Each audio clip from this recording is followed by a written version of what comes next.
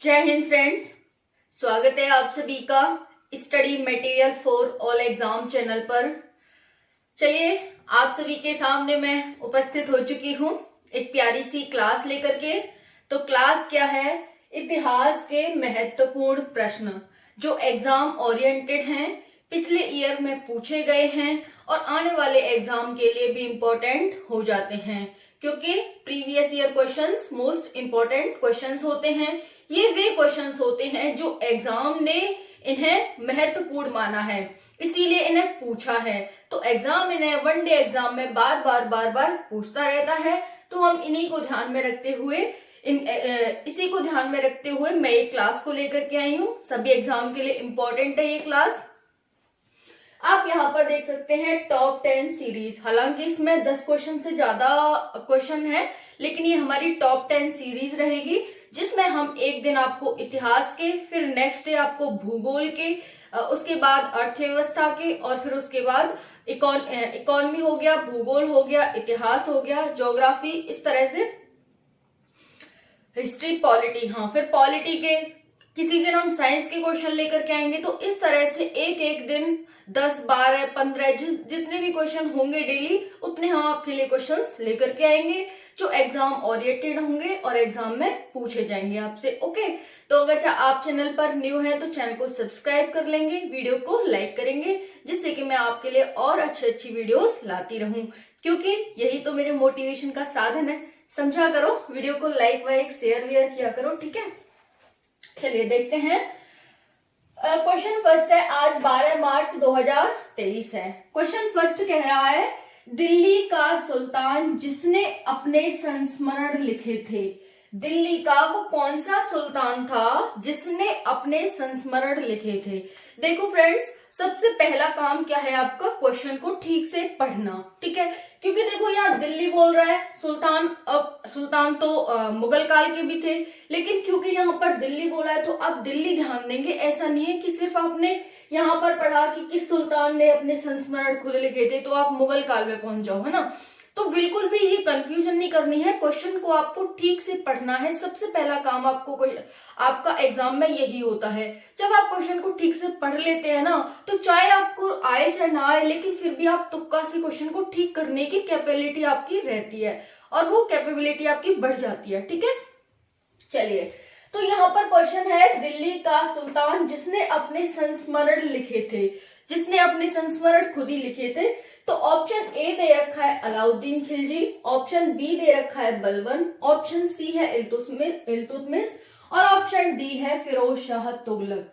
तो इसमें आप बताएंगे कि कौन सा सुल्तान था दिल्ली काल का जिसने अपने संस्मरण, यानी कि उसने अपने जो विचार थे, ये इन्वेडर्स थे, तो इन्होंने अपने धर्म के प्रति अपने विचार, कौन सा सुल्तान था जिसने अपने विचार लिखे, उसने अपने संस्मरण लिखे। तो यहाँ पर आप बताएंगे, ठीक है।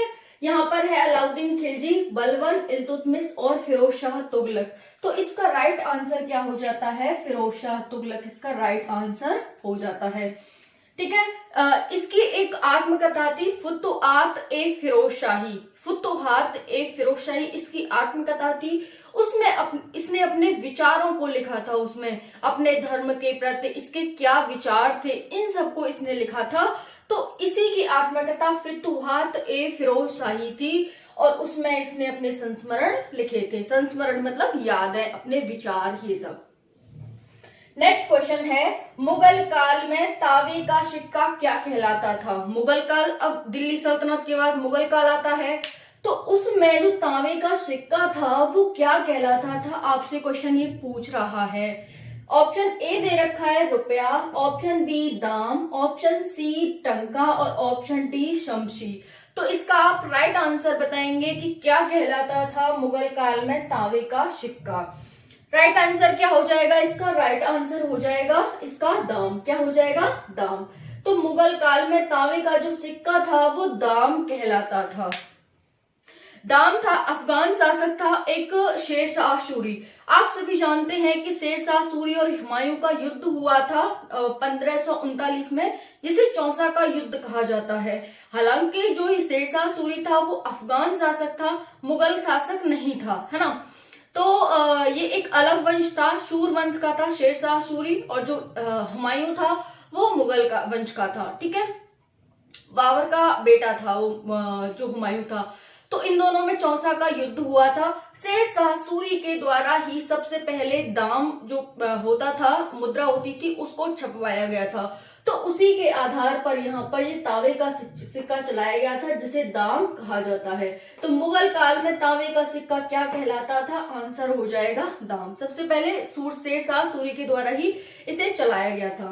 नेक्स्ट क्वेश्चन देखेंगे यहाँ पर। नेक्स्ट क्वेश्चन है 13 और 14वीं सदी में भारतीय कृषक किसकी खेती नहीं करता था? 13 और 14वीं सदी में भारतीय जो कृषक था वो किसकी खेती नहीं करता था? आंसर है, ऑप्शन है ए, ऑप्शन गेहूं, ऑप्शन बी चना, ऑप्शन सी जौ और ऑप्शन डी मक्का। ठीक है, तो इसमें आपको बताना है कि 13 और 14वीं सदी में जो भारतीय कृषक था वो कौन सी कृषि, कौन सी जो फसल है वो नहीं करता था। तो इसका आंसर क्या हो जाएगा? मक्का। क्या हो जाएगा? मक्का राइट आंसर हो जाएगा। बाकी सभी खेती करता था। कौन कौन सी? गेहूं, चना और जौ। जो ये मक्का की खेती है वो पुर्तगालियों के द्वारा भारत में लाई गई थी, भारत में की गई थी। भारत के लोग इसके बारे में नहीं जानते थे, मक्का के बारे में।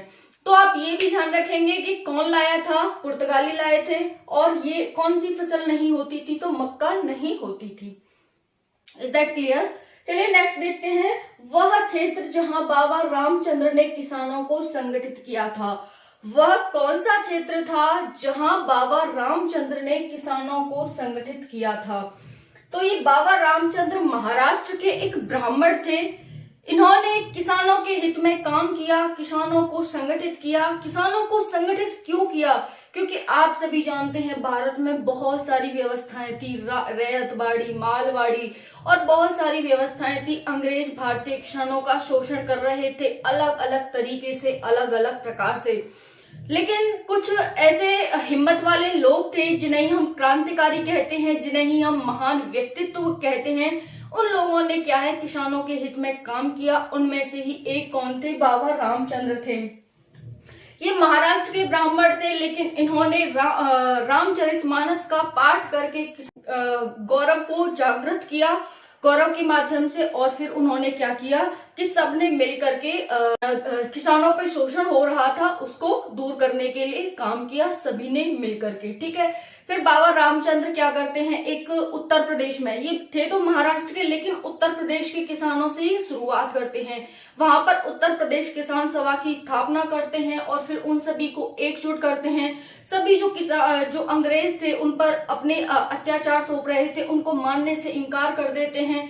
फिर धीरे धीरे ये जवाहरलाल नेहरू जो संविधान सभा में का बहुत बड़ा रोल है, मतलब एक लीडर थे उस टाइम पर, तो उनसे मिलते हैं और उनसे मिलकर के एक किसान आयोग की स्थापना करवाते हैं। ठीक है, तो इस तरह से इन्होंने बहुत सारे काम किए थे। इनका नाम क्या है? बाबा रामचंद्र। ठीक है, नेक्स्ट क्वेश्चन है, वह कौन थे जिन्होंने अनुशीलन समिति की स्थापना की थी? आप सभी को दिखाई दे रहा है, एक मिनट में देख लेती हूँ। हाँ, वह कौन थे, थोड़ा नीचे कर लेते हैं। वह कौन थे जिन्होंने अनुशीलन समिति की स्थापना की थी? तो आप यहां पर देखेंगे ध्यान से कि वह कौन थे जिन्होंने अनुशीलन समिति की स्थापना की थी। आंसर क्या हो जाएगा इसका? ऑप्शन दे रखे हैं आपको, बी मिन्ना, ऑप्शन बी है B D Savarkar, option C है नरेंद्र गोसाई, ऑप्शन डी है वीरेंद्र घोष। तो यहाँ पर ये आपको 4 ऑप्शन दे रखे हैं, इसमें से सही आंसर क्या हो जाएगा आप मुझे बताएंगे। तो वह कौन थे जिन्होंने अनुशीलन समिति की स्थापना की थी? आंसर यहाँ पर क्या हो जाएगा? आंसर हो जाएगा वीरेंद्र घोष। ठीक है, वीरेंद्र घोष और अन्य यहाँ पर महान व्यक्तित्व थे जिन्होंने मिलकर के अनुशीलन समिति की स्थापना ये करते हैं। नेक्स्ट है, गदर पार्टी की स्थापना किसने की थी? गदर पार्टी की स्थापना ऑप्शन है A Lala Hardayal, option B Bhagat Singh, option C Barkatullah, option D Lala Lajpat Rai. तो आप बताएंगे कि गदर पार्टी की स्थापना किसने की थी? इसका आंसर क्या हो जाएगा? लाला हरदयाल ने। गदर पार्टी की स्थापना लाला हरदयाल के द्वारा की गई थी। किसके द्वारा? लाला हरदयाल के द्वारा। नेक्स्ट क्वेश्चन है, किस दिन को मुस्लिम लीग ने पाकिस्तान दिवस मनाया था? ऑप्शन ए 25 अप्रैल 1920, ऑप्शन बी 14 जुलाई 1942, ऑप्शन सी 5 फरवरी 1922 और ऑप्शन डी 23 मार्च 1943। तो क्वेश्चन क्या कह रहा है कि किस दिन को मुस्लिम लीग ने पाकिस्तान दिवस मनाया था? मुस्लिम लीग ने पाकिस्तान दिवस को कौन से दिन मनाया था? ऑप्शन यहाँ पर 4 दे रखे हैं आपको, इसमें से ऑप्शन डी हो जाएगा 23 मार्च 1943 को मुस्लिम लीग ने पाकिस्तान दिवस के रूप में पहली बार मनाया था। किस दिन को? 23 मार्च को। आप ध्यान रखेंगे, बिल्कुल भी भूलेंगे नहीं। ओके, चलिए नेक्स्ट देखते हैं। मोस्ट इंपॉर्टेंट क्वेश्चंस हैं फ्रेंड्स, आप इन्हें बिल्कुल भी इग्नोर ना करें और ध्यान से समझें। ओके, चलिए नेक्स्ट देखते हैं। सिंधु घाटी सभ्यता निम्न में से किस नदी के किनारे नहीं बसी थी? सिंधु घाटी सभ्यता निम्नलिखित में से किस नदी के किनारे नहीं बसी थी? Option A Sindhu, option B Chenab, option C Jhelum और ऑप्शन डी गंगा। तो इसमें से राइट आंसर क्या हो जाता है आप मुझे बताएंगे? तो इसमें से राइट आंसर हो जाता है गंगा, क्योंकि आप सभी जानते हैं ये हमारा प्यारा भारत है और गंगा कहाँ है? यहाँ से निकल रही है और इस तरह से आ रही है। और सिंधु घाटी सभ्यता कहाँ थी? वो यहाँ थी, ठीक है, इधर की साइड। तो गंगा कहाँ होगी? वहां पर गंगा तो है नहीं, लेकिन चेनाब, झेलम ये सारी सिंधु नदी की ही सहायक नदियां हैं। तो सिंधु, चेनाब और झेलम तो इसके किनारे थी, लेकिन जो हमारी गंगा है वो नहीं थी। नेक्स्ट है पुराणों की संख्या कितनी है? पुराणों की संख्या कितनी है? तो ऑप्शन ए है 12, ऑप्शन बी 16, ऑप्शन डी 18 और ऑप्शन देखो यहाँ पर डी पहले दे रखा है, सी कंफ्यूज मत होना। और वैसे ही आप एग्जाम में भी ऐसे ही करना, कभी कभी आपको सी की जगह डी दे दिया जाता है, डी की जगह सी दे दिया जाता है, ठीक है। तो जब OMR सीट आप फिल करते हैं ना, तो वहां पर आपको ध्यान से करना है कि कहीं आपने ये सी समझ लिया और वहां पर डी टिक कर दिया या सी टिक कर दिया तो गलत हो जाएगा ना। एग्जाम में आपको फंसाने के लिए ये सब करता है। तो पुराणों की संख्या कितनी है?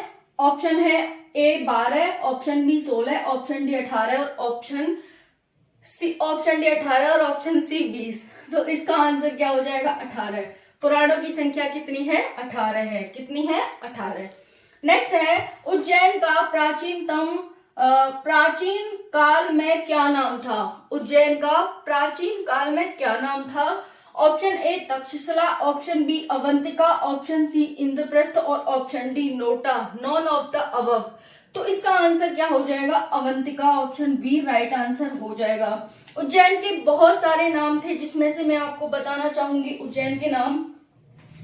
तो उज्जैन के नाम अनेकों नाम हैं, देखते हैं क्या क्या इसके नाम है उज्जैन के। एक मिनट बस। तो उज्जैन के नामों में अगर हम बात करें तो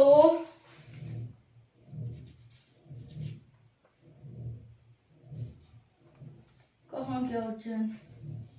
हाँ देखो, उज्जैन के अनेक नाम थे, अवंतिका, उज्जैनी, कुमुदवती, अमरावती, ठीक है, अनेकों नाम थे इसके। और यहाँ पर ये अनेकों नामों से जाना जाता था, आज उज्जैन के नाम से इसे जाना जाता है। और ये शिप्रा नदी के दाहिने तट पर स्थित इस नगर को भारत की सप्तपुरियों में से एक के रूप में जाना जाता है। तो आप देख सकते हैं अवंतिका है, लेकिन आपसे और भी ऑप्शन दे दिए जाएं कि उज्जैनी था या कुमुदवती था या अमरावती था, तो यहाँ पर और भी ऑप्शन दे रखे होते, कुमुदवती में से, उज्जैनी में से या फिर अमरावती में से, तो आप वो भी राइट करते, ठीक है।